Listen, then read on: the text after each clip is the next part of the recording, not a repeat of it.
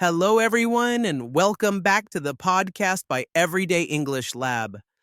My name is Joe, and I'm very happy to be here with you today.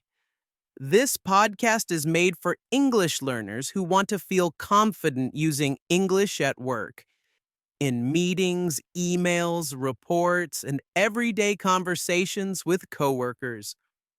Today's episode is about a full workday in English. We'll talk about reading reports, writing short summaries, making small talk, giving feedback, and ending the workday politely. And of course, I'm not alone today. Good morning, Lisa. Good morning, Joe. How are you today? I'm doing well, thank you. A little busy, but in a good way. How about you? I'm good too. I actually reviewed a project report last night. Oh, really? How was it? Honestly, it was quite long. Useful, but long. Yes, that sounds familiar. Reports are often long and sometimes they can feel a little boring. That's true. But I really want to get better at reading English reports faster. At work, I don't always have a lot of time. That's a great goal, Lisa. And you're not alone. Many English learners feel the same way. So today, let's talk about how to read reports efficiently, and then how to write short, clear summaries after reading them. Perfect. I'm ready. Okay, let's start with reading reports. When you open a report at work, what's the very first thing you usually look at? I think I look at the first page. That's normal. But let me give you a tip. Before reading everything, look at the title and the headings. Oh, so I can understand the main idea first. Exactly. The title tells you what the report is about. The headings show you the structure and main points. This helps your brain prepare. That makes sense. Next, look for the introduction or the summary section if there is one. Like a short overview, Yes, exactly. Think of it like a movie trailer. a movie trailer. Yes, it's short, clear, and tells you what's coming. You don't know every detail, but you understand the story. I like that comparison. Good. After that, focus on keywords. What kind of keywords? Words that show numbers, results, changes, actions. For example, increase, decrease, improve, result, trend, growth, decline. Yes, I see those words a lot in reports. Exactly. Those words tell you what is important. Sometimes I see the phrase according to the data. What does that really mean? Good question. According to the data means based on the information. For example, according to the data, sales increased by 10%. So it's like saying the data shows this. Exactly right. But Joe, what if I don't understand a word in the report? That's a very important question. First, don't panic. Try to understand the context, the sentence and paragraph around the word. Sometimes I understand maybe 80%, but not every word. And that's perfectly okay. You do not need to understand every word. Focus on the main idea, not every detail. I used to stop and check the dictionary all the time. I did the same thing when I was learning another language, but that slows you down.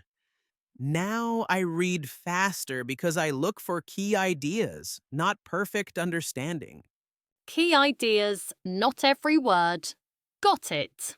Let's practice together. Listen to this sentence. According to the report, customer satisfaction improved after the new update. What does that mean? It means customers are happier after the update. Perfect. You understood the main idea, and that's what matters. Now I want to learn how to write a short summary after reading a report. Great idea. Summaries are very useful at work, especially for managers and team members who don't have much time. Here's a simple method. I'm listening. Step 1. Write one sentence about the topic. Step 2. Write one or two sentences about the key results. Step 3. Write one sentence about next steps. That sounds easy to remember. Let's try an example. The report is about sales. Okay. Here's my summary. This report shows the sales performance for September. Sales increased by 10% compared to August. Next, we plan to expand our marketing campaign. Wow. Only 3 sentences, but very clear. Short and clear, that's the secret. Let me try. This report shows customer feedback for the new app. Most users are happy with the design. Next, we will fix small bugs. Excellent, Lisa. Very professional and easy to understand. You can also use connecting words to sound smoother. Like what? Words like however, also, in addition, finally. For example, sales increased this month. However, customer support requests also increased. Oh, that sounds very natural. Exactly. Sometimes I'm not sure how formal I should be when writing to my boss. That's very common. With your boss, be polite but simple. You can say, I just wanted to share a quick update. Here's a short summary of today's progress. Yes, I see those phrases in emails. And always end politely. Please let me know if you have any questions. I'd be happy to discuss this further. What about giving feedback on reports? That's perfect. What if I want to compliment someone? Good question. Instead of saying this is wrong, say this part looks great. Maybe we can make this clearer. We could add more examples here. That sounds much softer. Yes, politeness is very important in workplace. Now let's talk about small talk. I love small talk. But sometimes I don't know what to say. That's okay. Small talk doesn't need to be deep. In the morning, you can say, Good morning. How's everything? How was your weekend? And answer simply. Yes. Good, thanks. I relaxed at home. I watched a movie. Then ask back, How about you? Easy. Before meetings, you can say, How's your morning going? Did you get your coffee yet? Everyone talks about coffee. Coffee is the international office language. What about after work? You can say, Good job today. See you tomorrow. Have a good evening. I always say, see you tomorrow. That's perfect. What if I want to compliment someone? You can say, Nice work on that presentation. You did a great job on the report. And when someone compliments you, say, Thanks, I appreciate it. Thank you, that means a lot.